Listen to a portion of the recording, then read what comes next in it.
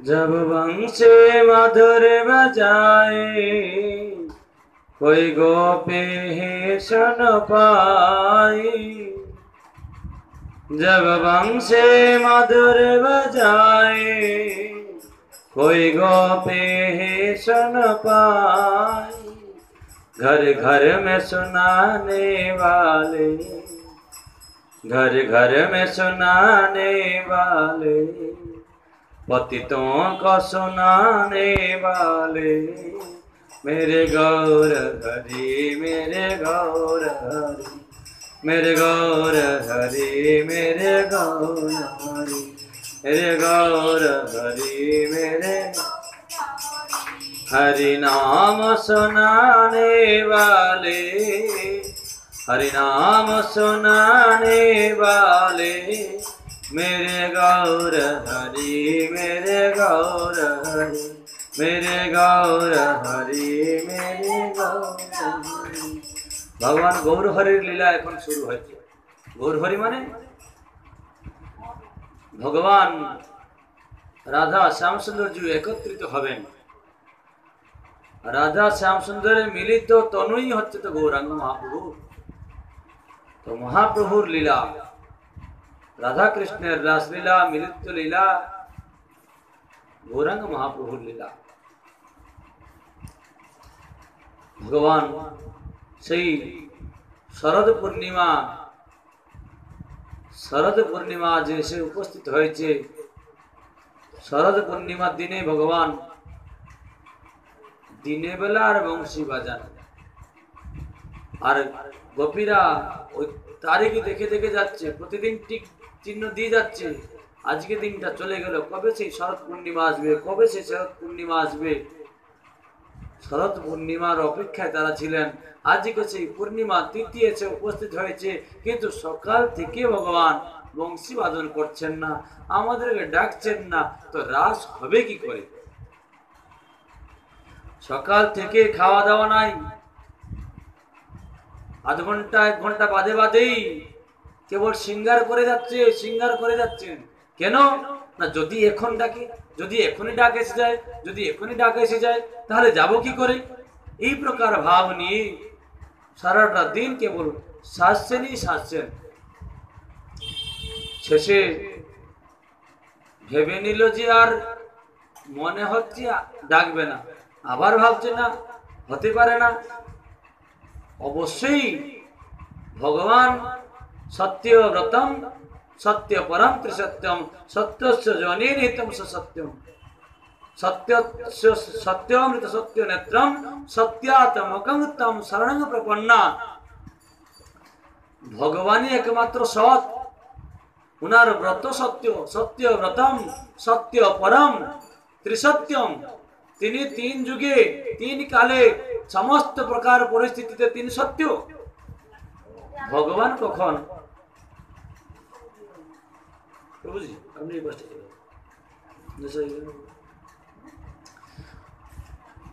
ভগবান সদা সর্বদা সত্য, ওনার ব্রত সত্য, ওনার কর্ম সত্য, ওনার কথা সত্য, সবকিছু সত্য। ভগবান মিথ্যা কথা বলতে পারেন না, আর বলবেন না।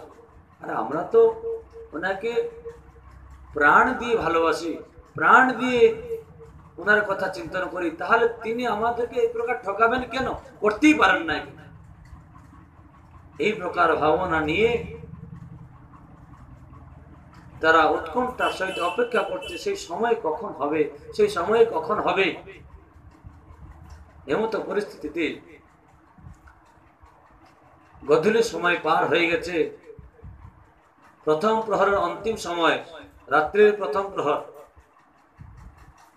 প্রথম প্রহর মানে 9টার মধ্যে হচ্ছে প্রথম প্রহর, 6টা থেকে 9টা। প্রথম প্রহরের ঠিক অন্তিম লগ্নের একটু পূর্বে, এক মুহূর্তের পূর্বে, এক মুহূর্ত মানে আমরা জানি মুহূর্ত মানে অল্প সময়, মুহূর্ত মানে 40 মিনিট। রাত্রির প্রথম প্রহর শেষের যে এক মুহূর্ত,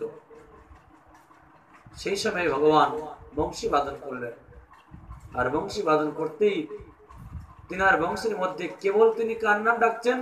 রাধে রাধে রাধে রাধে। কেবল রাধা নাম দিয়ে তিনি ডাকছেন। সেই রাধে রাধে রাধে, হ্যাঁ, ধ উচ্চারণটা হ দ বা দ হ এরকম হয় কিনা? দ যেমন দিয়ে দ, ডি এইচ এ ধ, অর্থাৎ হ আর দ দুটো মিলিত হতে ধ উচ্চারণ হয়। তো রাধে রাহ দে, রাধে রাহ দে, আওয়াজ হচ্ছে যে আমাকে পরিত্রাণ করো, হে রাধে রাহ দে, রাস্তা দেখাও, মার্গ দেখাও। রাহ মানে রাস্তা, মার্গ, পথ, সান্ত্বনা, আশ্বাসনা। রাধে রাহ দে। তো আজ ভগবান বলছেন আর ভগবান সহ্য করতে পারছেন না, বহুদিন হয়ে গেছে, বহুদিন ভগবানের বহুদিন হয় নাই, কিন্তু রাধা কৃষ্ণের মিলনটা এমন ভাবে যে এক নিমেষ যদি দূর হয়ে যায় তাহলে মনে হবে যেন এক কল্প চলে গেল। ভগবানের বয়স কত? 7 বছর। তো ভগবানের বয়স 7 বছর মনুষ্য লীলা হিসাবে, তাহলে ভগবানের বয়স হিসাবে কতদিন হচ্ছে? দিনও হচ্ছে না, এক পলকও হচ্ছে না। চোখের একটা পাতা পড়লেই কত ব্রহ্মা চলে যায়। তাহলে ততটুকু সময় ভেবে দেখুন তিনি রাধারানীর থেকে দূরে আছেন, তাতেই কেমন অস্থির মনে হচ্ছে।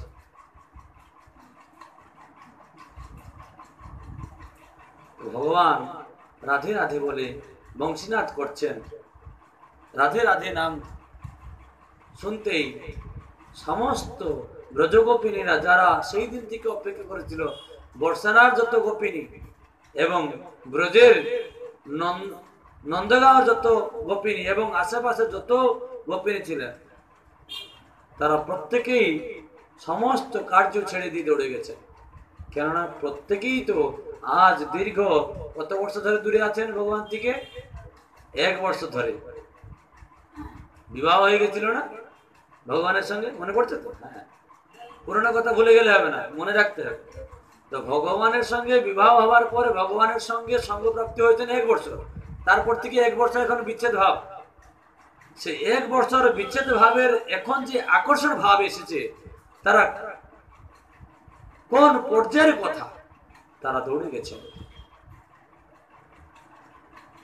তখন রাস্তায় কাঁটা পড়েছে, রাস্তা ঠিক নাই, এইটা সেই যাওয়ার রাস্তা কি ওইটা রাস্তা না, তখন কিছু দেখা যায়নি। প্রত্যেকটা মার্গ তো আর একটাই না, যে যেদিকে পেরেছে সেদিকে দৌড়ে গেছে বংশীনাথকে ধ্যান করে। কোন দিকে বাজাচ্ছে না, প্রতিদিন তো আলাদা জায়গা থেকে আসে, আজকে যেন অন্য জায়গা থেকে এসছে, সেই দিকে তারা অন্বেষণ করতে করতে ধাবিত হচ্ছেন। কোন রাস্তার কোনো ঠিক ঠিকানা নাই, পথে কাঁটা পড়ে আছে, কেউ পরিষ্কার করার লোক নাই সেখানে। রাত্রিবেলা জঙ্গল পরিষ্কার করে রাখিনি যে হ্যাঁ আজকে রাত্রে আমরা যাব, সকাল থেকে রাস্তার জঙ্গল পরিষ্কার করে দিয়েছে সবাই। তাদের কি জানা ছিল যে ভগবান জঙ্গলে রাখবেন বলে? ভগবান ঘরেও আসতে পারতেন, ডেকেছেন তার জঙ্গলে। সেজন্য তো আজকের তিথিটা মনে আছে ঠিকই, কিন্তু তিনি যে কোথায় আমাদের সঙ্গে মিলিত হবেন সেই স্থান তো নির্দেশ করেন। তাই যেখানে ডেকেছেন রাধা নাম শোনার সঙ্গে সঙ্গে সমস্ত গোপীরা শুনতে পাচ্ছে যে না আমাদের নাম ধরে ডাকছে, প্রত্যেকেই দৌড়ে গেছেন। কোন মার্গেতে গেছেন, যাবার পরে ভগবান খুব সুন্দর ভাবে স্বাগতম করলেন।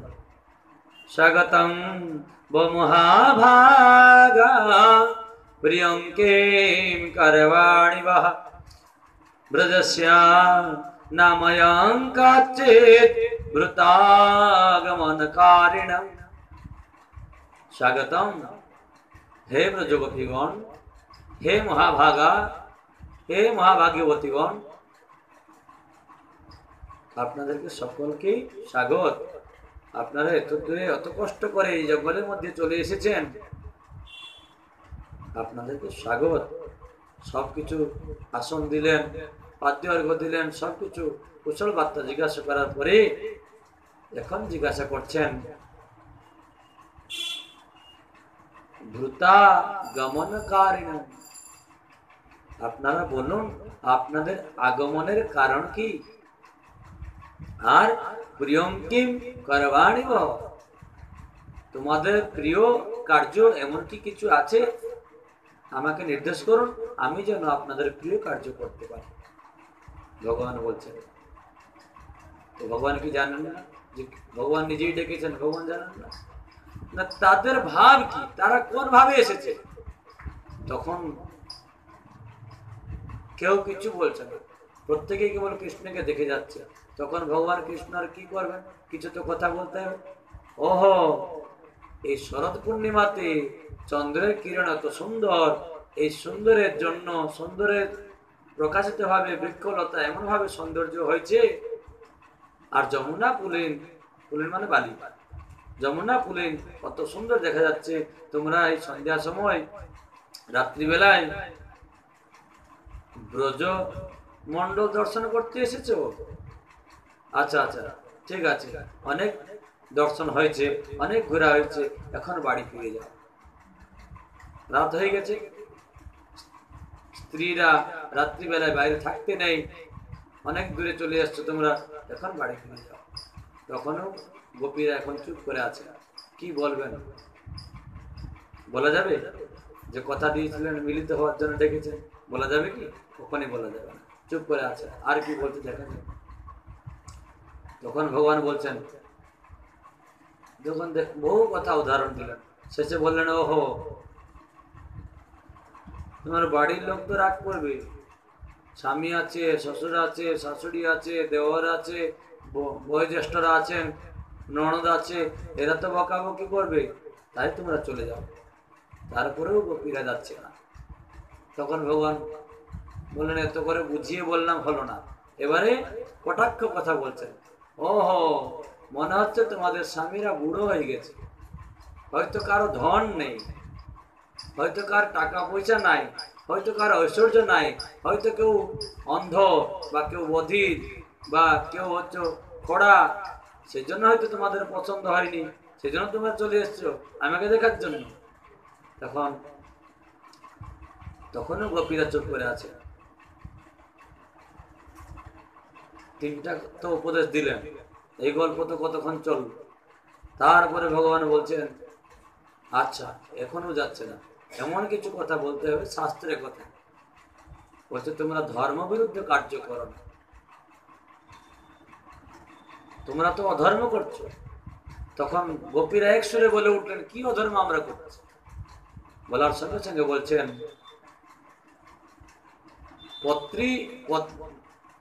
পত্নী শুশ্রূষয়া নারীনাম একান্ত কর্তব্য। সেই জন্য যে স্বামীকে সেবা করা ছাড়া যদি সে দেবতা পূজাও করে, স্বামীর আদেশ না নিয়ে, তাহলে তার সেটা অধর্ম হয়। শাস্ত্রেতে ভুরি ভুরি প্রমাণ দিয়েছে। একজন পতিব্রতা নারীর পক্ষে তার সব থেকে শ্রেষ্ঠ ধর্ম হচ্ছে তার পতির সেবা করা। সে সবাইকে ত্যাগ করে দিতে পারবে, কিন্তু তার পতিকে ত্যাগ করবে না, এটা অধর্ম হচ্ছে না? এই প্রকার অধর্ম শাস্ত্র বাক্য দ্বারা যখন গোপীদেরকে বাড়ি পাঠিয়ে দিতে বললেন, তখন গোপীরাও বললেন, ঠিক আছে। আচ্ছা, গোপীরা প্রত্যেকে এক জায়গা থেকে গেছিল না সব আলাদা আলাদা জায়গা থেকে এসেছিল? আলাদা তো এসেছিল। সবাইকে একসাথে পড়াশোনা করেছিলেন না আলাদা আলাদা পড়াশোনা করেছিলেন? সবার মনোভাব এক না আলাদা? সবই আলাদা। কিন্তু যখন কৃষ্ণকে বলছেন কথা, তখন সবার মুখ থেকে এক কথা বেরোচ্ছে। কি বলছেন? যে আপনি তো অনেক উদাহরণ দিলেন, বাড়ি ফিরে যাওয়ার জন্য বহু উদাহরণ দিলেন, আমরা তাহলে একটা উদাহরণ দিচ্ছি, সেটাকে আপনি সমাধান করে দিন। বলুন, আচ্ছা ঠিক আছে, সবাই একসাথে বলে উঠছে, আচ্ছা, আপনি বললেন যে স্ত্রীর একান্ত ধর্ম হচ্ছে, সব থেকে শ্রেষ্ঠ ধর্ম হচ্ছে তার স্বামীর সেবা করা। ভালো কথা, মেনে নিলাম। এখন মনে করুন আমার স্বামী বিদেশে গেছেন, তাহলে আমি স্বামী ছাড়া কি করে থাকবো? পারবো কি? স্বামী বিদেশে গেছেন, সেখানে সে সাজগুজু করতে পারবে না, তাই কিনা? সেই জন্য স্বামীর আজ্ঞা নিয়ে পতিব্রতা নারী কি করলেন যে আমি স্বামী তো প্রতিদিন সেবা করে এসেছি, স্বামী ছাড়া তো থাকতে পারি না, তাহলে থাকবো কি করে? হয় আমাকে সঙ্গে নিয়ে যেতে হবে, নিতে এমন কিছু ব্যবস্থা করে দিতে হবে যেটাকে আমি স্বামী সেবা থেকে বিরত না হই। তখন শাস্ত্র প্রমাণ দেখে আমাদের স্বামী কি বললেন, একটা মাটির মূর্তি তৈরি করে রেখে গেলেন। যতদিন পর্যন্ত আমি বাইরে থাকবো ততদিন পর্যন্ত এই মাটির মূর্তি, যেটাকে আমার মতন দেখতে, তার সেবা পূজা নিষ্ঠাভাবে করো। তাহলে কোথায়? এখন স্বামী বিদেশে চলে গেলেন, পত্নী এখন কি করবে? প্রতিদিন সে তার স্বামী তো বাইরে, এখানে স্বামী কি আছে? সে মাটির মূর্তিটা, তাকে সুন্দরভাবে প্রাণ প্রতিষ্ঠা করে প্রতিদিন খাদ্য, অর্ঘ্য, আচমন, স্নান সবকিছু করিয়ে দিচ্ছে। ফুলমালা, সজ্জা, যেমন ঠাকুরকে সেবা করানো হয় তেমন স্বামীর সেবা হচ্ছে। সেবা করতে করতে তার মধ্যে এসে গেছে, যা তার সাথে কথা বলছে, তার সাথে সবকিছু করছে। এখন সেবা করতে করতে কখন 1 বছর বিতে গেছে সে স্ত্রী জানে না। প্রতিটা দিন স্বামী ছাড়া তো কিছু জানে না, স্বামীর সেবা করে যাচ্ছে 1 বছর বিতে গেছে। তখন ওই তারিখ যেখানে 1 বছর বাদে আসার কথা, সেই তারিখ দেখতে মনে নাই। স্বামীর সেবা তো সকাল থেকে রাত্রি পর্যন্ত, ঘুমানো পর্যন্ত, এবং স্বামীকে কাছে নিয়েই তো সে শুচ্ছে, শয্যা তো দিচ্ছে স্বামীকে কাছেই। তাহলে 24 ঘন্টা স্বামীর সাথে সঙ্গে থাকতে থাকতে সে ভুলে গেছে যে তার নিজের স্বামী কবে ফিরবেন, সে তারিখটা ভুলে গেছে। ভুলে যাবার ফলে দৈবক্রমে 1 বছর পূর্ণ হয়ে গেছে, তার যে স্বামী তিনি এসে দরজা ধাক্কা দিচ্ছেন, দ্বার খোলো, দ্বার খোলো, দ্বার খোলো। পত্নী এখানে ঘন্টা বাজিয়ে খুব সুন্দর কথা বলে যাচ্ছে স্বামীর সাথে, পুজো করে যাচ্ছে, কথা বলে যাচ্ছে, তার সাথে যেমন খেতে দেয়, আরেকটু খাও, আরেকটু খাও, যেমন বলে ঘরে যেমন করতে তেমন করছে। এখন বহুক্ষণ যেন পরপুরুষের দৃষ্টিটা আমার উপরে না পড়ুক, আমার দৃষ্টি কারোর উপরে না পড়ুক, সেই জন্য 1 বছর যাবত ঘর থেকে বেরোন, বাইরে দরজাই বন্ধ, নিষ্ঠাভাবে খুব সুন্দরভাবে সেবা করছে। এদিকে স্বামী এসে বহুক্ষণ অপেক্ষা করার পরে দেখলো যে ঘরের ভিতর থেকে আওয়াজ আসছে, অথচ আমার স্ত্রী দরজা খুলছে না।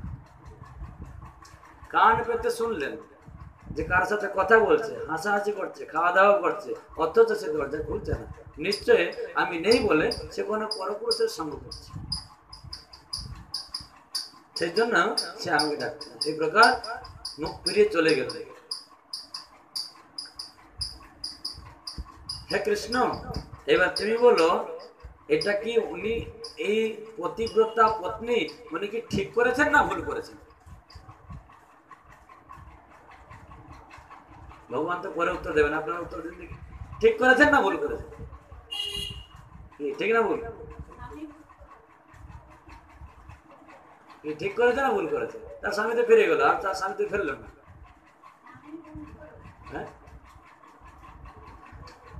ঠিক করে না ভুল করে? হ্যাঁ, এই যে স্বামী সেবাটা হলো, এই যে পতিব্রতা পত্নীর তার স্বামী সেবা হলো, সেটা ঠিক করেছে না ভুল করেছে? কিন্তু ভগবান শ্রীকৃষ্ণ শাস্ত্র হিসাবে বললেন যে এই কার্যটা সে ভুল করেছে। সে মাটির সেবা, মাটির পুতুলের সেবা করার সঙ্গে সঙ্গে তার ধ্যান রাখা দরকার ছিল 1 বছর, কিন্তু 1 বছরের মধ্যে আমার স্বামী আসবে, সে ধ্যানটা দেয় না। এটাও যেমন নিয়মের মধ্যে পড়ে, প্রতিদিন তারিখ দেখে তার অপেক্ষা করাটাও তার নিয়মের মধ্যে ছিল। সে কিন্তু অপেক্ষা করেনি, সে তন্ময়তা এই মাটিটাকে মেনে নিয়েছে, মাটির পুতুলাটাকে তন্ময়তা ভাবে নিজের স্বামী বলে স্বীকার করে নিল। স্বীকার করে নিতেই স্বামীর আদেশ ছিল, ঠিক ছিল, কিন্তু একটা ভুল হয়ে গেল, সে তার নিজ স্বামীর, যে প্রকৃত স্বামী যার জীবন আছে, সেই স্বামীর প্রতি অপেক্ষা করে নাই। যে আজকে অত তারিখ হয়ে গেল, আর মাত্র 2 দিন বাকি আছে, বা আজকে 60 দিন চলে গেল, আর 300 দিন বাকি আছে, আজকে আর 1 মাস চলে গেল, আর 9 মাস বাকি আছে, আর 1 মাস চলে গেল, এখানে 8 মাস পরে আমার স্বামী ফিরবে, এই প্রকার অপেক্ষা সে করেছে কি? সেই জন্য তার এটা ভুল হয়েছে। সেই ভুলের ফলে তার যে নিজ স্বামী চলে গেলেন। স্বামী যখন মুখ ফুরিয়ে অভিশাপ দিয়ে যে আমার স্ত্রীকে অত আমি বিশ্বাস করতাম, সে পরপুরুষের সেবা করছে, এই কথা ভেবে যখন অভিশাপ দিয়ে চলে গেলেন, এই মাটির মূর্তিটাও নষ্ট হয়ে গেল।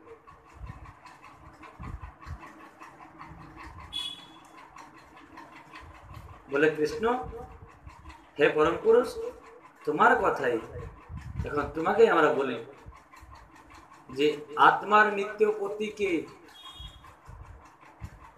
আমরা জীব, জীবের মধ্যে রয়েছে আত্মা, আত্মা হচ্ছে স্ত্রী। আমরা শুনেছি আত্মা হচ্ছে স্ত্রী। এই আত্মারূপী স্ত্রীর স্বামীকে পরমাত্মা, পরম পুরুষ ভগবান পরমাত্মা, তো স্বামী রূপী স্ত্রীর পরমাত্মা হচ্ছেন স্বামী। পরমাত্মাকে ভুলে যাওয়াতে সে মাটির দেহ একটা প্রাপ্ত হয়েছে, বুঝছে কিনা? কৃষ্ণ ভুলে সেই জীব অনাদি বহির্মুখ, অতএব মায় তার সংসারে দুঃখ। বহুদিন ধরে কৃষ্ণকে ভুলে যাওয়াতেই আমরা সংসারে এসেছি, তাই কি না? তো সংসারে যখন মাটির দেহ প্রাপ্তি হলাম, তাই সেই পরমাত্মা পতিকে ভজন করা দরকার ছিল। তবুও যেহেতু মাটির শরীর পেয়েছি, তাই আরেকটা স্বামীকে জোগাড় করে দিতে হবে, সেও সেই মাটির সেবা করতে করতে যখন সেই পরম স্বামীকে আমি দেখতে পাচ্ছি, আবার সেই মাটির কাছে কি করে ফিরে যায়? এটা তো পঞ্চভৌতিক শরীর না, সেও জীবাত্মা, আমিও জীবাত্মা। তো একজন স্ত্রীর তার স্বামী সে আরেকজন স্ত্রী হতে পারে কি? পুরুষের দেহ হলেও সেও জীবাত্মা, স্ত্রীর দেহ হলেও সেও জীবাত্মা। তাহলে জীবাত্মা স্ত্রী, পুরুষ সেও জীবাত্মা স্ত্রী, স্ত্রী আরেকটা স্ত্রীর বিবাহ হতে পারে কি? হতে পারে না। কেবল অভিনয় মাত্র ছিল, অপেক্ষা করা হচ্ছিল কিসের জন্য না? এই প্রকার জাগতিক নিয়ম পালন না করলে পরমার্থিক নিয়মে ভগবানকে প্রাপ্ত হওয়া যাবে না। এটা ভগবানের নিয়ম অনুসারে এই মাটির পুতুলটাকে আমরা স্বামী বলে মনে করে সেবা করছিলাম। কিন্তু আমরা যখন জেনে গেছি, স্বয়ং শাণ্ডিল্য ঋষি, গর্গাচার্য, নন্দ মহারাজ সবাই বলেছেন যে, এবং স্বয়ং পূর্ণমাসী দেব বলেছেন, আপনি সেই পরমাত্মা, পরম পুরুষ ভগবান, অব্যয় পুরুষ, আপনাকে পেয়ে যাবার পরে সেই মাটির স্বামীর কাছে কি করে ফিরে যেতে আপনি নির্দেশ দিচ্ছেন। তখন ভগবান বললেন, আমার ভুল হয়েছে, আমি হেরে গেলাম, তোমাদের নির্দেশ এবারে পালন করো, আমি তো জাস্ট পরীক্ষা করছিলাম। বলছেন পরীক্ষা? রাত্রের মধ্যে 1 বর্ষ থেকে তুমি না বলতে, যেদিনকে তোমার ইচ্ছা ছিল ডাকতে, আমাদেরকে 1 বর্ষ অপেক্ষা করালে। 1 বছর অপেক্ষা করতে করতে আমাদের সহ্যর সীমা পার হয়ে গেছে। আর ডেকেছো তো ডেকেছো ঘর অন্ধকারে, রাত্রিবেলায় ডেকেছো। গোপীরা বলতেন ঘর অন্ধকার ডেকেছো। তিথি কি আছে? পূর্ণিমা তিথি। পূর্ণিমা তিথিতে ঘর অন্ধকার কি করে বলছেন? বলছে এখানে ভেদ আছে। জঙ্গলের মধ্যে কখন সূর্যকিরণ প্রবেশ করতে পারে না, ঘন জঙ্গলের মধ্যে সূর্যকিরণ যেখানে প্রবেশ করতে পারে না। দিনের বেলাও অনেক জঙ্গলে অন্ধকার দেখা যায়, আপনারা ডিসকভারি চ্যানেল দেখতে পারবেন, দিনের বেলাও সেই জঙ্গলের মধ্যে অন্ধকার। তাহলে চন্দ্রকিরণে সেখানে আলোক কি করে আসবে? হ্যাঁ, ব্রজের সেই জঙ্গলের মধ্যে অন্ধকারের মধ্যে কোনো রাস্তা চিনা নাই, তুমি যেখানে ডেকেছো সেইখানে আমরা অন্ধের ন্যায় দৌড়ে দৌড়ে চলে এসেছি, পাগলের ন্যায়। আসার পরে ফিরিয়ে দিচ্ছ, এইটা তোমার ন্যায় বলছে, এই তোমার শাস্ত্র, এই তোমার ভগবত্তা। তখন ভগবান বললেন, বাবা আমি গলায় গামছা দিলাম, আর এই কথা বন্ধ করো। এখন কি করতে হবে? বলে যে কথা দিয়েছিলে সেই কথা পালন করো। তখন ভগবান পুনঃ বংশী বাদন করলেন, সেই প্রকার পরিবেশ তৈরি করলেন। পরিবেশ তৈরি করে খুব সুন্দরভাবে রাসলীলা প্রারম্ভ হল। রাস মানে রসয়তি ইতি রাস, মানে যার দ্বারা রসবৃদ্ধি হয়, অর্থাৎ প্রত্যেকেই আনন্দ প্রাপ্তি হন। গতকাল তো বলে দিয়েছি, যেখানে রাস সেখানে নাই কামের গন্ধ, যেখানে আছে কাম সেখানে নাই রাসের গন্ধ। শরীরে শরীরে মিলনে হয় কাম, আত্মা পরমাত্মার মিলন হয় রাস। এখানে কোন স্ত্রী কোন পুরুষ এখানে মিলন হচ্ছে না। কেন? স্ত্রী পুরুষ মিলন একান্তে গোপন ভাবে একটি ঘরের মধ্যে হয়, আর এখানে হচ্ছে বহু স্ত্রী। 200 কোটি গোপী আছেন, 200 কোটি। ভারতের লোক সংখ্যা কত? 130 কোটি বা 135 কোটি। 200 কোটি গোপী একা কৃষ্ণের সঙ্গে আছেন। রাসের সম্ভব? বা আমরা যে কাম ভাবনা ভাবি সেই কাম বাসনা কি সেখানে সম্ভব? নাই। কোনো গন্ধলেশ নাই। স্বামী স্ত্রী ব্যতীত তৃতীয় ব্যক্তি যদি কেউ থাকে তবুও কাম ভাব হবে না। আর সেখানে 200 কোটি গোপীরা আছেন, অর্থাৎ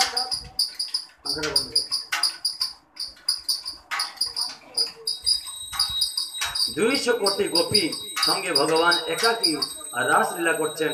সেই রাস করার জন্য ভগবান 100 কোটি রূপ ধারণ করলেন। প্রতি 2 জন গোপীর মধ্যে দ্বয়র দ্বয়, শাস্ত্রের মধ্যে এটাও বলা হয়নি এক গোপীর সঙ্গে এক কৃষ্ণ নৃত্য করেছেন কি না করেননি? প্রতি 2 জন গোপীর সঙ্গে এক কৃষ্ণ নৃত্য করেছেন। তাহলে রাস্তায় ছেলে মেয়ে দাঁড়িয়ে থাকলে কেন বলি কৃষ্ণ রাসলীলা চলছে, রাধা কৃষ্ণ রাসলীলা? যে বলে থাকে তার বিশাল বড় অপরাধ হয়েছে, তার পাপের ফল সে তো ভোগ করবে, তারপরেও যারা আসবে তারাও ভোগ করবে তার এই প্রকার অপরাধের ফল। সেই জন্য রাস কোনো খেলার কথা না, রাস কোনো এই প্রকার আনন্দ মজা করার, ঠাট্টা পরিহাস করার কোন গল্প না। রাস হচ্ছে অত্যন্ত উজ্জ্বল, প্রেমময়, ভক্তি সহকারে, এটা হচ্ছে রাস। সম্পূর্ণভাবে ভক্তি যেখানে উপস্থিত আছে, সম্পূর্ণভাবে প্রেম আছে, সম্পূর্ণ রস আছে, সেটা হচ্ছে রাস। ভগবান রাসলীলা করলেন, রাস নৃত্য করছেন। রাস নৃত্য করতে করতে কিছু গোপী যার মধ্যে একটু একটু অহংকার আসলো। যে অহংকারটা তাদের অহংকার না, যে অহংকারটা তাদের অহংকার না। যেমন দেবর্ষি নারদ যখন ছোটবেলায় তপস্যা করেছিলেন, মনে পড়ছে দেবর্ষি নারদের পূর্বজন্মের কথা? যারা ভাগবত কথা শ্রবণ করেছে, দেবর্ষি নারদের পূর্বজন্মে যখন দাসী পুত্র রূপে ছিলেন, ব্রাহ্মণরা মন্ত্র দিয়ে গেলেন, জঙ্গলে গিয়ে ওম নমঃ ভগবতে বাসুদেবায় মন্ত্র জপ করতে লাগলেন। জপ করতে করতে হৃদয়ের মধ্যে ভগবান ঝলক দর্শন দিয়েছিলেন, দিয়েছিলেন কিনা? দেবার পরে অন্তর্ধান হয়ে গেলেন। তারপরে তিনি পাগলের ন্যায় যখন সেই ভগবানকে খুঁজতে লাগলেন, তখন আকাশবাণী হলো যে তোমার এই জন্মে ভগবত দর্শন নেই, পরের জন্মে তুমি নারদ রূপে অবতীর্ণ হবে, তখন তোমার ভগবত ভক্তি হবে। তখন তিনি প্রশ্ন করেছিলেন যে যদি আমাকে এই জন্মের দর্শন প্রাপ্তি ছিল না, তাহলে আপনি কেন দর্শন দিলেন, কেন আমাকে পাগল করিয়ে দিলেন? তখন বলছেন যদি দর্শন না দিতাম তাহলে তোমার বিশ্বাস উঠে যেত, যে ভগবান আছেন, এই বিশ্বাসটা উঠে যেত। যেহেতু তুমি বালক, তুমি তো সিদ্ধ পুরুষ না, তুমি বালক।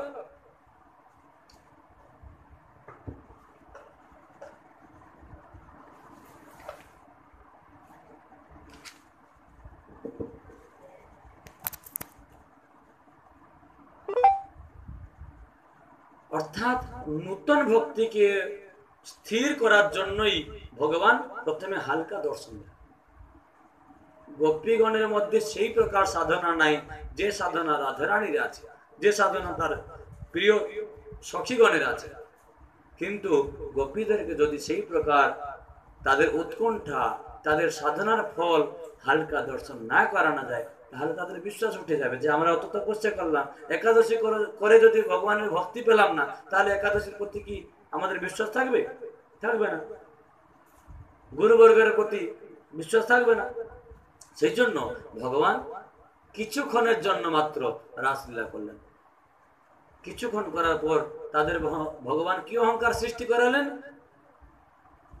যদি সাধক ঠিক মতন সাধনা না করে থাকে নিষ্ঠার সহিত, তাহলে তার মধ্যে অহংকার আসবে। কি অহংকার আসলো? যে আমরা তো বেশি দিন তপস্যা করি নাই, অল্প দিন তপস্যা করেছে, তাহলে আমাদের ভগবান কৃষ্ণ কতই সুলভ। হ্যাঁ, আমাদের মতন গোয়ালিনীদেরকে ভগবত প্রাপ্তি হয়ে গেল, তাহলে আমরা কত ভাগ্যবান, ভাগ্যবতী। এই চিন্তা করতেই ভগবান অন্তর্ধান হয়ে গেল। অন্তর্ধান হবার পরে ভাগবতের মধ্যে কি লেখা আছে? সমস্ত গোপীরা ভগবানকে খুঁজতে লাগলেন। ভগবান কোন দিকে গেলেন, ভগবান কোথায় গেলেন? হা কৃষ্ণ, হা গোবিন্দ, হা দামোদর, হে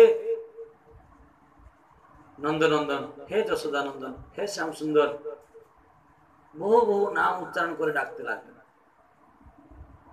ডাকতে ডাকতে যখন সেখানে পেলেন না, কৃষ্ণ তুমি কোথায় আছো, আমাদেরকে দর্শন দাও, দর্শন দাও। যখন ভগবান দর্শন দিলেন না, তখন পাগলের ন্যায় সেই জঙ্গলের মধ্যে খুঁজতে লাগলেন, খুঁজতে লাগলেন, খুঁজতে খুঁজতে জঙ্গলের দিকে ছুটে যাচ্ছেন। এদিকে বটবৃক্ষ দেখছেন, হে বটবৃক্ষ তুমি বৃক্ষের মধ্যে শ্রেষ্ঠ, আমাদের কৃষ্ণ কি এইদিকে গেছে? যখন বটবৃক্ষ উত্তর দিচ্ছে না, তখন বলছে ওহ বটবৃক্ষ এ তো পুরুষ, নারীদের বেদনা দেখলে পুরুষদের হাসি লাগে, তখন মেয়ে ছেলেরা কান্না করলে বেটা ছেলের হাসি পায়, বলে এই তো পুরুষ, জাত পুরুষ, তো এ কি আমাদেরকে সাহায্য করবে? বট, অশ্বস্থ, কদম্ব সমস্ত বৃক্ষকে জিজ্ঞাসা করলেন, শেষে বললেন না এরা পুরুষ, এরা পুরুষ হয়ে কখনো স্ত্রীর বেদনাটা বুঝতে পারবে না, এদেরকে জিজ্ঞাসা করাটাই আমাদের ভুল। শেষে গিয়ে অন্যান্য লতাগণকে জিজ্ঞাসা করছেন, জুই, জাই, মালতী, চম্পা, এদেরকে জিজ্ঞাসা করছেন, ওহে লতে, ওহে জুই, তুমি কি সেই শ্যামসুন্দরকে দেখেছো? তিনি আমাদের সঙ্গে নৃত্য করছিলেন, এদিকে হঠাৎ করে আমাদের মনে একটু অভিমান হয়ে গেল, এই অভিমানের বসে তিনি আমাদেরকে ছেড়ে চলে গেছেন, তুমি কি দেখেছো তিনি কি এই পথে দিয়ে গেছেন? তখন কেউ উত্তর দিচ্ছে না। দেখতে দেখতে আরো কান্না করতে করতে আগিয়ে যাচ্ছে, আগিয়ে গিয়ে দেখলেন যে হরিণটা চলে যাচ্ছে। ওহো হরিণ, এই হরিণ কোনো কথা শুনে না, আমরা যেমন কানে অনেক কথা শুনি, কিন্তু হরিণ তাকে কেবল আকৃষ্ট করে বংশীধ্বনি, অন্য কোনো কথা যেন সে শুনতে পায় না, তার ভালো লাগে না, কেবল বাঁশি ধ্বনি শুনে। আর এই জঙ্গলের হরিণরা তো সদা সর্বদাই কৃষ্ণের বাঁশি শোনে, তারা তো কৃষ্ণের হাঁটা, কৃষ্ণের কথা বলা, কৃষ্ণের ঘ্রাণ সঙ্গেই তারা বুঝতে পারে যে কৃষ্ণ এসেছে। ও হে মৃগী, তোমরা বলো না গো আমাদের শ্যামসুন্দর কোথায় গেলেন? তখন হরিণটা কিছু বললো না। শেষে গোপীরা আরো এগিয়ে যাচ্ছে, দেখতে দেখতে তুলসী দেবীকে দেখতে পেলেন। ও হে তুলসী দেবী, তুমি তো আমাদের গুরুদেব, বলো না গো আমাদের শ্যামসুন্দর আমাদেরকে ছেড়ে দিয়েছে, রাত্রির মধ্যে আমরা খুঁজে পাচ্ছি না, কৃপা করে একটু বলো। বহু আলাপ বিলাপ করলেন, করার পরেও তুলসী দেবী বললেন না। শেষে বলছেন, আরে এই তুলসী বলবে কি করে, সে তো খুব খুশি হচ্ছে, তার স্বামীকে আমরা নিয়ে নৃত্য করছিলাম, তো তার তো ঈর্ষাই হচ্ছিল। তুলসী কার স্ত্রী? ভগবানের স্ত্রী। গোবিন্দ বল্লভাং দেবী ভক্তি চৈতন্য কারিণী স্নাপয়ামি জগদ্ধাত্রী কৃষ্ণ ভক্তি প্রদায়িনী, নামটি হচ্ছে গোবিন্দ বল্লভা। গোবিন্দ বল্লভা কার নাম? গোবিন্দর যিনি প্রাণপ্রিয়া পত্নী, তার নামই তো গোবিন্দ বল্লভা। বৃন্দাই তুলসী দেবী প্রিয়াই কেশবস্য, তিনি বৃন্দা নাম ধারণ করেছেন, তুলসী নাম ধারণ করেছেন, সত্যবতী নাম ধারণ করেছেন, যাই নাম করুন, প্রিয়াই কেশবস্য, তিনি কেশবের প্রাণ প্রিয়া। তাহলে সে এখন মজা পাচ্ছে, আমাদের কষ্ট দেখে তার হাসি লাগার কথা, তো তাহলে সে কি করে বলবে শ্যামসুন্দর কোথায় গেছেন? কোন সত্যেন কি বলে দেয় যে যাও যাও আমার স্বামী ওখানে আছে? সে কখনো বলবে না, তো তুলসী দেবী বলবে না। শেষে সেই জঙ্গলের মধ্যে ছুটতে ছুটতে জঙ্গল কখন, বিশাল জঙ্গল কখন পার হয়ে চলে গেছে, রাত্রি বাজে তখন 3টে।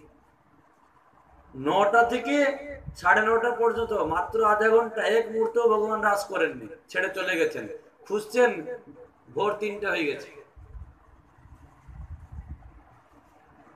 3টার সময় জঙ্গল পার হয়ে গেছেন, কত রাস্তা না হেঁটেছেন ব্রজগোপিনীরা, হেঁটে হেঁটে শেষে যমুনা পুলিনে গিয়ে পৌঁছে গেছেন। যমুনা পুলিনে গিয়ে ভালো করে মনে হচ্ছে কৃষ্ণচন্দ্র যদি এইদিকে গিয়ে থাকে, আহা, এইবার চিন্তা করতে করতে যমুনা পুলিনে যখন কিছুই সন্ধান পেলেন না, তখন পাগলের নাই কৃষ্ণের ভাবনায় এমনটি তন্ময়তা হয়ে গেছেন যে সেই 200 জনের মধ্যে থেকে হঠাৎ করে একজন বলে উঠলো, আরে এই তো দেখো কৃষ্ণ, আমি কৃষ্ণকে দেখতে পেয়েছি। যখন না পেয়ে পাগল হয়ে বলছে আমি কৃষ্ণকে দেখতে পেয়েছি, এই আমার সামনে কৃষ্ণ। সে বলছে দেখো আমিও দেখেছি, সে বলছে আমিও দেখেছি, সবাই বলছে কৃষ্ণ, বলছে এই তো আমি কৃষ্ণ দেখ। মানে এখন যেন অভিনয়টা এমন ভাবে চলছে যেন একজন গোপী সে এখন বলছে দেখো দেখো আমি কৃষ্ণ, আরেকজন বলছে দেখ আমি পুতন। সেখানে ভগবানের লীলা হয়ে গেল। একজন বলছে যে এই দেখ ও তো কৃষ্ণ, মানে কয়েকজনে কৃষ্ণ হয়ে গেছে। যে বলছে কৃষ্ণ, কেউ হয়ে যাচ্ছে শকটাসুর, কেউ যে আমি শকটাসুর, আমাকে এই কৃষ্ণ মারছে, এই আমি কৃষ্ণ দর্শন পেলাম। কেউ শকটাসুর হয়ে কৃষ্ণ দর্শন করছে, আর বলছে আমি তো তৃণাবর্ত, কে বলছে আমি তো বৎসাসুর, কে বলছে আমি শকটাসুর, এই আমাকে আজকে কৃষ্ণ আমার পা ধরে ঘুরিয়ে ঘুরিয়ে মেরেছে। এই প্রকার পাগলের ন্যায় কৃষ্ণ লীলাগুলো উদ্দেশ্য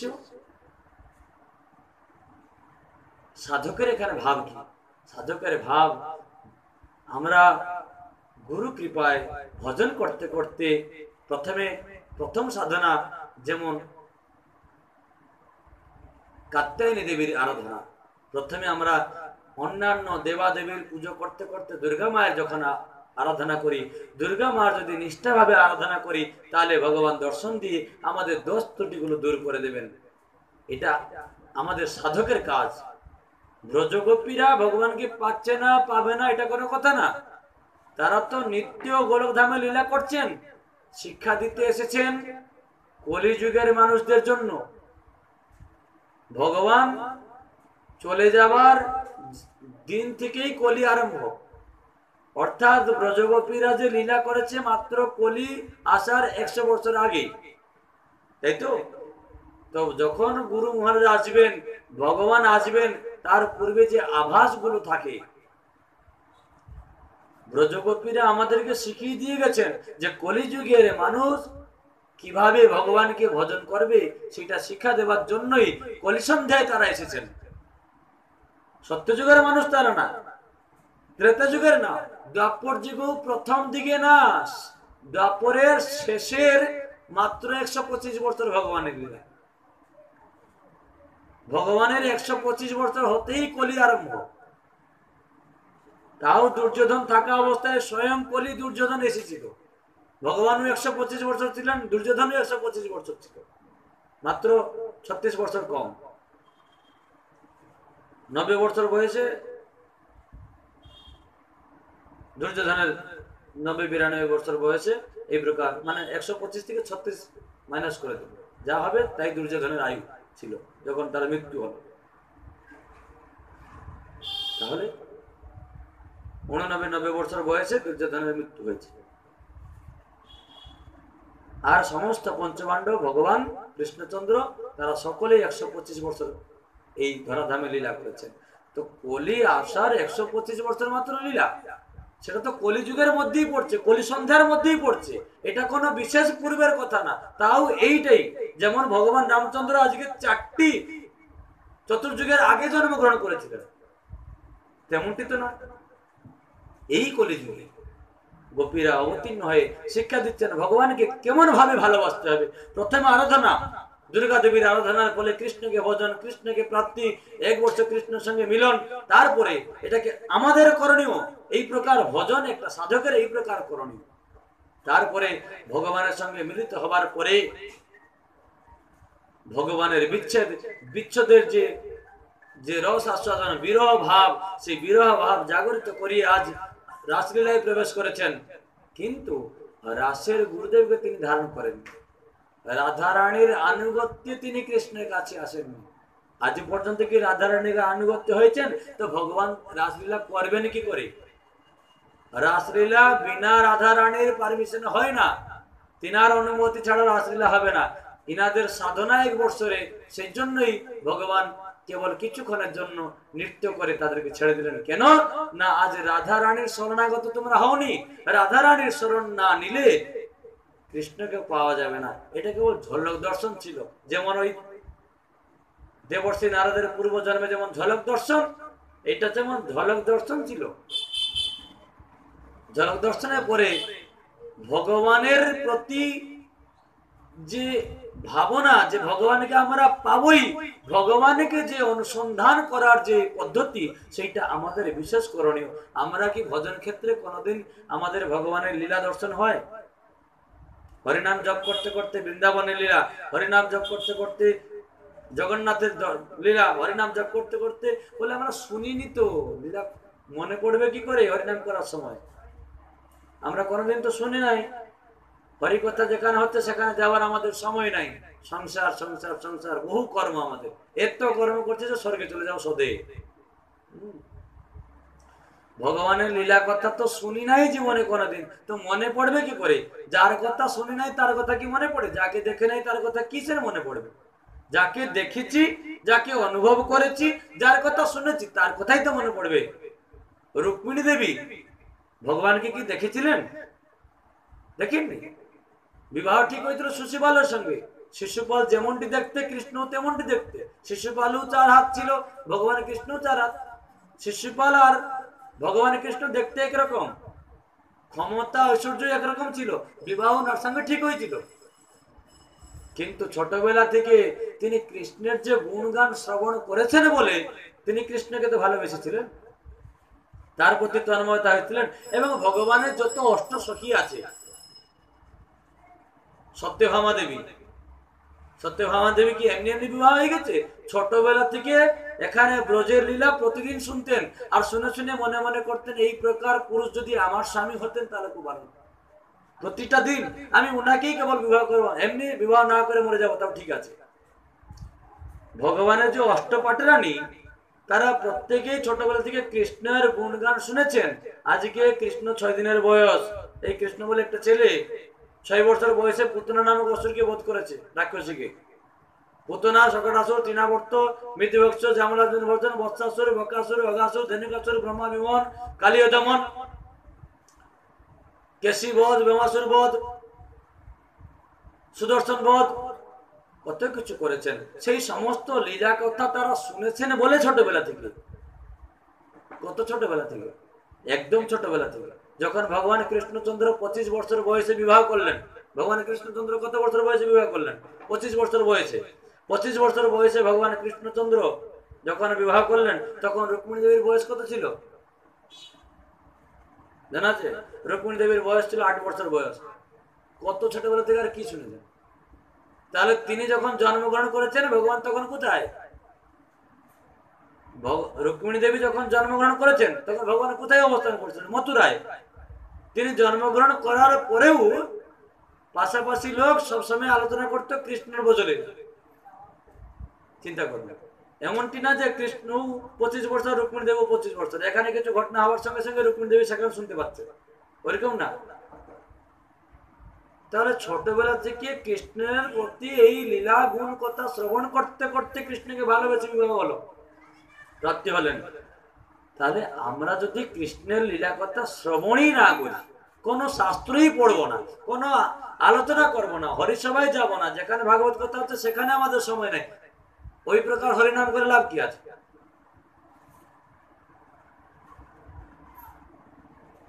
আছে? সেই হরিনাম তো সেই কাঠের গুণ, মানে অন্য কিছু কাজের দিকে ভালো হচ্ছে। ষোলমালা করছি যেন দায় সারার মতন। সেদিনকে বলছিলাম এই জায়গায়, 16 মালা করতে হবে মানে 16 মালা করতে হবে, 40 মিনিটের মধ্যে, আধ ঘন্টার মধ্যে 16 মালা শেষ। এত স্পিডে হরিনাম হচ্ছে, অত স্পিডে যাচ্ছে, আধ ঘন্টার মধ্যে 16 মালা শেষ। তারপরে সারাদিন যা কাজ হচ্ছে। 16 মালাটা কি এর জন্য? 16 মালাটা হচ্ছে যখনই সময় পাবে তখনই মালা ধরবে। 16 মালা তো অবশ্যই করতে হবে, কিন্তু 1 লক্ষ নাম না হলে যে মহাপ্রভু খাদ্য গ্রহণ করবে না। 16 মালাটা হচ্ছে আমাদের কনসিয়াসনেস, স্থিরতা বাড়ানোর জন্য, কিন্তু মহাপ্রভু তো খাদ্য গ্রহণ করবে না। পুজো করলে তো পুজোর ভগবান নৈবেদ্য গ্রহণ করবে না। 1 লক্ষ নাম করতে হবে। সেই 1 লক্ষ নামটা কেমন করতে হবে? কেমন তন্ময়তা হতে হবে। আর সেই নাম করতে করতে যে সময়টা আমি কথা বলে যাচ্ছি, হরিনাম করে যাচ্ছি, মোবাইল দেখে যাচ্ছি, হরিনাম করছি, আমাদের ক্ষেত্রে এগুলো হয়, টিভি দেখে যাচ্ছি, হরিনাম করছি, সেই সময় হরিনাম করতে করতে ভগবানের লীলা মনে পড়ছে না কেন? হয়তো আমরা নতুন সাধক, 1 বছর 2 বছর হয়েছে, 3 বছর হয়েছে, আমাদের নিতে মনে পড়ছে না। যারা 50 বছর ধরে হরিনাম করছে তাদেরকে লীলা স্ফূর্তি হচ্ছে? যদি না হয় থাকে তাহলে নিশ্চয়ই জানবেন তাদের হরিনামের খামতি আছে। যেমন মনে করুন সারাদিন আমরা খাচ্ছি কিন্তু পেট ভরছি না, পেট ভরছে না, আবার খিদে লাগছে, কিন্তু সারাদিন খাচ্ছি, বলছে তাহলে খাচ্ছে অথচ পেটে ভরছে না, তাহলে সবাই বলবে তোমার রোগ হয়েছে নিশ্চয়।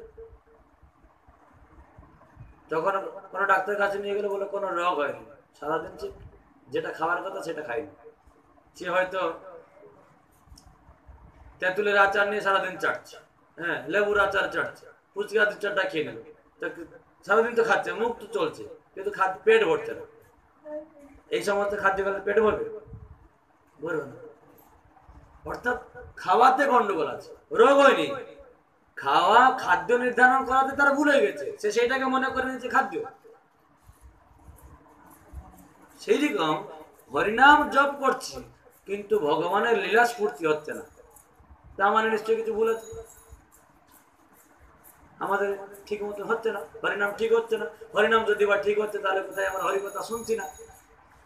হরিকথা শুনতে হবে, ভগবানের কথা, লীলা কথা সিরিয়ালি ভাবে শুনতে হবে। ভগবানের জন্ম থেকে কি করলেন, হরিবংশ পুরাণ শুনতে হবে, ভাগবত কথা শুনতে হবে, পদ্ম পুরাণের কথা শুনতে হবে, ভগবান শ্রীকৃষ্ণ লীলা শুনতে হবে, গর্গ সংগীতা শুনতে হবে, ব্রহ্মবৈবর্ত পুরাণে রাধারানীর চরিত্রের কথা শুনতে হবে, তবে না হরিনাম জপ করতে করতে ভগবানের লীলা কথা স্ফূর্তি আসবে।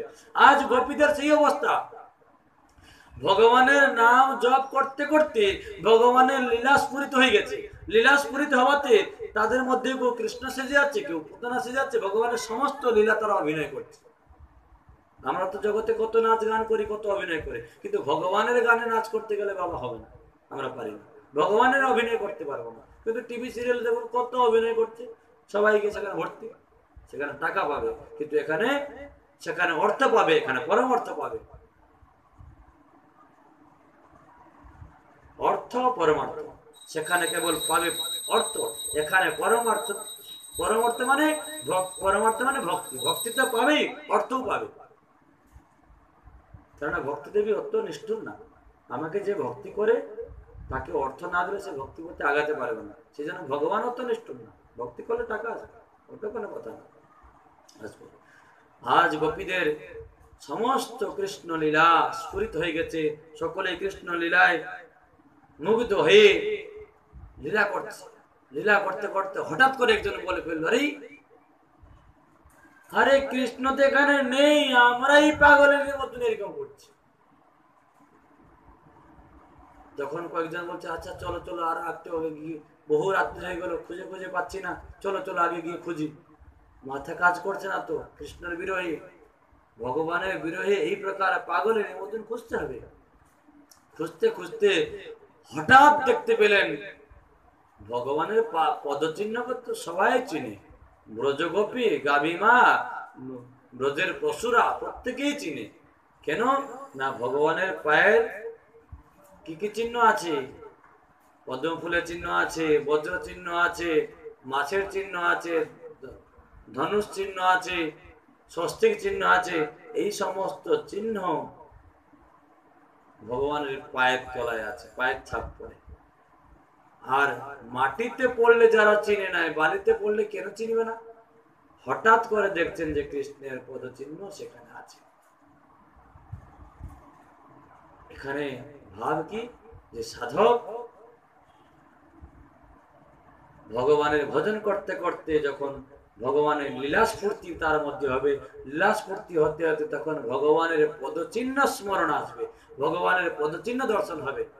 এটা হচ্ছে ক্রম, এটা ক্রম পদ্ধতি, একটা পরে একটা যদি ধাপ না আসে, মনে করুন আপনি বৃন্দাবন যাবেন বলছেন, ভালো কথা, বৃন্দাবন যাবেন, কাউকে জিজ্ঞাসা করলেন যে ট্রেনে যেতে হবে বা বাসে যেতে হবে বা প্রাইভেট গাড়ি করে যেতে হবে, ভালো কথা, আপনি গাড়িতে উঠলেন বা বাসে উঠলেন বা ট্রেনে উঠলেন, টিকিটও ঠিক করেছেন, টাইমও সব জানা আছে, সবকিছু গুছিয়ে নিলেন, উঠলেন, উঠে উঠে রাস্তায় বারে বারে এক একটা স্টেশনের নাম পড়বে, বা জায়গার নাম লেখা থাকবে, বৃন্দাবন এই রাস্তায় আর অত কিলোমিটার, বৃন্দাবন না লেখা থাকলে এগরা এত কিলোমিটার, এই প্রকার সব রাস্তার সিম্বল লেখা থাকবে। যদি লেখা থাকে ভুবনেশ্বর 200 কিলোমিটার, অনেকটা দূর চলে এসছে, 24 ঘন্টার মধ্যে বৃন্দাবন পৌঁছানোর কথা, 20 ঘন্টা হয়ে গেছে আর 4 ঘন্টা বাকি আছে। এখন দেখা যাচ্ছে লেখা আছে চেন্নাই আর 2 ঘন্টা, মানে 200 কিলোমিটার লেখা আছে। আর তেমন নিশ্চয় রাস্তা ভুল দিয়ে যাচ্ছে নাকি না? তাহলে প্রথম থেকে নিশ্চয়ই পড়া দরকার ছিল সংকেতগুলো কি আসছে। বালেশ্বর, ভদ্রক, ভুবনেশ্বর, পুরী, চেন্নাই এই লেখাগুলো আসছে না? বর্ধমান, গয়া, বিহার, পাটনা, আলিপুর এই সমস্ত হয়ে আগ্রা হয়ে মথুরা ঢুকছে, এই সিম্বল গুলো আসছে, রাস্তা তো লেখা থাকবে। পদ্ধতিটা কি? যদি দেখো যে যাওয়ার রাস্তায় এই সংকেত আসবে, এই সংকেত যদি না থাকে নিশ্চয়ই ভুল রাস্তায় যাচ্ছে, তাই কি না? ঠিক সেই রকম আমাদের ভজন করতে করতে প্রথমে ভাব আসবে, ভাব থেকে এই প্রকার ক্রম অনুযায়ী গোপীদের মতন যখন ভজন করতে করতে ভগবানের লীলা স্ফূর্তি হবে, ভগবানের লীলা স্ফূর্তি হবার পরে ভগবানের পদচিহ্ন দেখা হবে। ভগবানের পদচিহ্ন সর্বপ্রথম অনুসন্ধান করতে হবে, এই পদচিহ্ন কি। হঠাৎ হঠাৎ করে, যেমন জগন্নাথ মিশ্র গৌরাঙ্গ মহাপ্রভুর পদচিহ্ন হঠাৎ হঠাৎ করে দেখেছেন এবং মনে মনে ভেবেছেন মনে হচ্ছে আমাদের ঠাকুর ঘরের মধ্যে যে শালিগ্রাম শিলা তিনি মনে হচ্ছে হাঁটছেন। গৌরাঙ্গ মহাপ্রভুকে সবসময় পা দেখছেন কিন্তু দেখতে পাচ্ছেন না চিহ্ন। চিহ্ন কখন দেখছেন? যেদিন যেদিন বিশেষ বিশেষ ভাবে গৌরাঙ্গ মহাপ্রভুর কথা চিন্তা করছেন বা ভগবানের কথা চিন্তন করছেন, সেই দিনকে নিজের ঘরের মধ্যে ভগবানের পদচিহ্ন দেখতে পাচ্ছেন। তখন জগন্নাথ মিশ্র সচিমা কি ভাবছেন? যে মনে হচ্ছে ঠাকুর ঘরের শালিগ্রাম শিলা হাঁটছেন। কেননা শালিগ্রাম শিলার পদচিহ্ন তো ওইরকম, যার পদচিহ্নতে বজ্র থাকবে, অঙ্কুশ থাকবে, স্বস্তিক চিহ্ন থাকবে, মৎস্য চিহ্ন থাকবে, পতাকা থাকবে, এই প্রকার 24টি চিহ্ন থাকে। ধান, জব, এই সমস্ত চিহ্ন থাকে।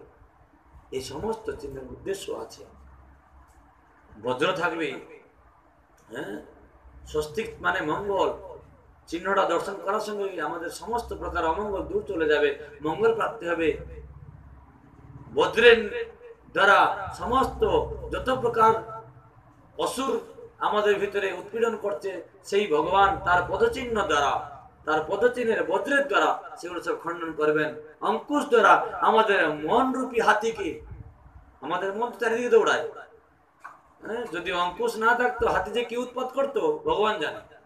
সেরকম মন রূপী আমাদের হাতি, মন রূপী ঘোড়া, তাকে যদি ভগবানের অঙ্কুশের দ্বারা চাবুক না মারানো হয় তাহলে কিন্তু এই মন বহু দিকে চলে যায়, ভজন সিদ্ধি হবে না। সেজন্য ভগবানের পদচিহ্ন দর্শন হবে। পদচিহ্ন দর্শন করতে করতে আজ ভগবানের স্মরণ করতে করতে গোপীরা আগিয়ে গেছেন। এই প্রকার আগাতে থাকুন। আজকে এখানে হরিকথা বিশ্রাম। আগামীকাল আমরা দ্বাদশীতে রাসলীলাতে প্রবেশ করব, কিন্তু রাসলীলার পূর্বে সকলে সংকল্পিত হয়ে আসবেন রাধা রানীর অনুগতা হয়ে। তার সখীগণের অনুগতা না হলে রাসলীলাতে কেউ প্রবেশ করতে পারবে না। তাই যদি আমরা কালকে রাসলীলায় প্রবেশ করতে চাই তাহলে আজকে যে কথা বলা হলো সমস্ত কথা আপনারা ধ্যান দিয়ে মনে করবেন, সেগুলো স্মরণ করবেন। নিজেকে গোপী ভাবে ভগবানের আরাধনা করার জন্য মনটাকে তৈরি করে রাধা রানীর এবং তার অনুগতা, গোপীগণের অনুগতা হয়ে আগামীকালে এখানে এসে উপস্থিত হবেন। তাহলে আমরা সুন্দরভাবে রাসলীলায় প্রবেশ করতে পারবো। জয় শ্রী রাধে। আজকে এখানে কথা বিশ্রাম। बोले श्रीमती राधा रानी की, कृष्ण कन्हैयालाल की, श्याम सुंदर भगवान की जय। ब्रजेश्वरी श्रीमती राधा रानी की, वृंदावन धाम की, बंशी भट्ट की, रास मंडल की, निताय गौर ब्रह्मानंदे हरि हरि बोल। जय जय श्री राधे श्याम कृष्णाय वासुदेवाय हरे परमात्मने प्रणत क्लेशनाशाय गोविंदाय नमो नमः। हरे कृष्णा कृष्ण कृष्ण हरे हरे, हरे राम राम राम हरे हरे। बोले सत्यनंदन गौर हरि की, नदिया बिहारी गौर हरि की। এই সমস্ত ভাগবত কথা আপনারা ইউটিউব মাধ্যমে দেখতে পাচ্ছেন। এখন যাদবানন্দ ব্রহ্মচারী নামে খোলা হয়েছে, আপনারা দেখবেন, সাবস্ক্রাইব করবেন। তাহলে আপনারা এখানে না আসতে পারলেও আপনি তারপরের দিনে আজকের ভিডিওটা কালকে দেখতে পারবেন। জয় শ্রী রাধে। हरे हराय नमः कृष्ण जादवाय नमः, जादवाय माधवाय केशवाय नमः। हरे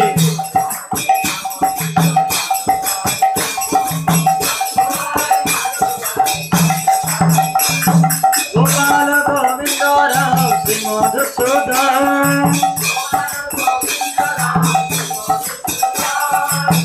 गिरधर गोपीनाथ मदन मोहन,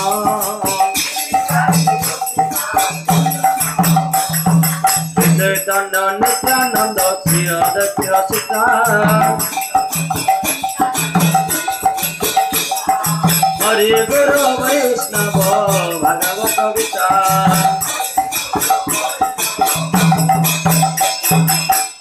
रूप सनातन भक्त रघुनाथ,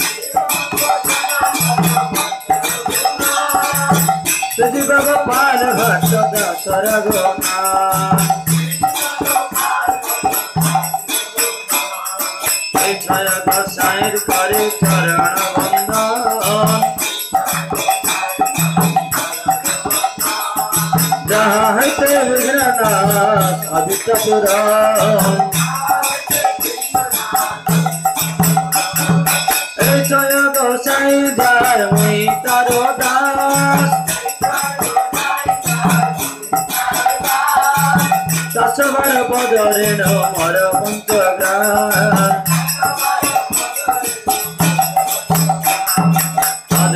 चरण सेवे भक्त सनेवा, আমার জন্মে জন্মে হয় অভিলাষ আমার। এই ছয় গোসাই যাবে বোঝে পেলেন বাস, রাধা কৃষ্ণ নিত্য লীলা করিলেন প্রকাশ। বোঝে আনন্দে বল হরে ভজ বৃন্দাবন মনের আনন্দে, শ্রী গুরু বৈষ্ণব পদে মজাই আমার। শ্রী গুরু বৈষ্ণব পাদ পদ্ম করিয়া,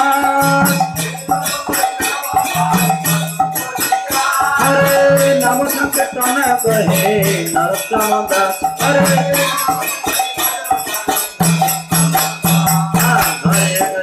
हरे कृष्ण कृष्ण कृष्ण हरे हरे, हरे राम राम राम हरे हरे।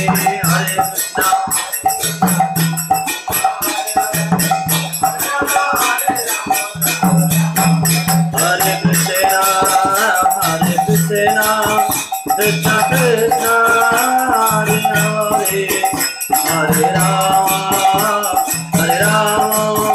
राम राम हरे हरे।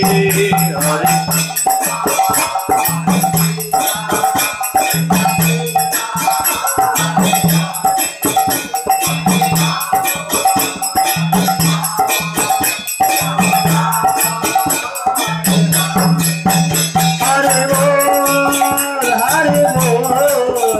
हरे बोल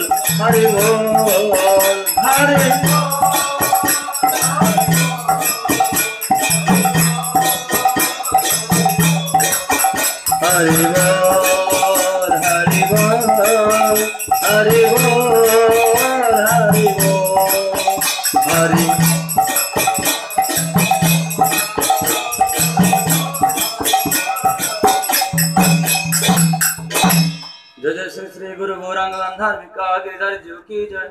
जय राधा गोविंद गोपीनाथ राधा मदन मोहन जीव की जय। जय वृंदावनेश्वरी राधा रानी की जय। जय राधा श्याम सुंदर जीव की जय। जय गिरिराज महाराज की जय। जय अस्मद गुरुपाद पद्म परिव्रजकाचार्य अष्टोत्तर श्रीमद् भक्ति विजय विवेकानंद गुरु महाराज की जय। जय अपन अपन गुरु महाराज की जय। जय ब्रह्मादि रूपान गौड़ियो गुरुवर्ग की जय। बहुपाचिल भक्ति सिद्धांत सरस्वती गोस्वामी ठाकुर जगत गुरु की जय। अनंत कोटि वैष्णव वृंद की जय। भुवन मंगल हरि नाम संकीर्तन की जय। श्री गौर गोविंद गौड़िया मठ की जय। श्री गौर गोविंद गौड़िया मठ सभी विग्रह गौर सुंदर राधा श्याम सुंदर जीव की जय। भक्ति देवी तुलसी महारानी की जय। ग्रंथ श्रीमद् भागवत महापुराण की जय। सुखदेव गोस्वामी भगवान की जय। जय वृंदावन धाम की जय। जय माया पुण्यवती धाम की जय। नाम समस्त भक्त वृंद की जय। भुवन मंगल हरि नाम संकीर्तन की जय। निताय गौर ब्रह्मानंदे हरि हरि बोल। जय जय श्री राधे।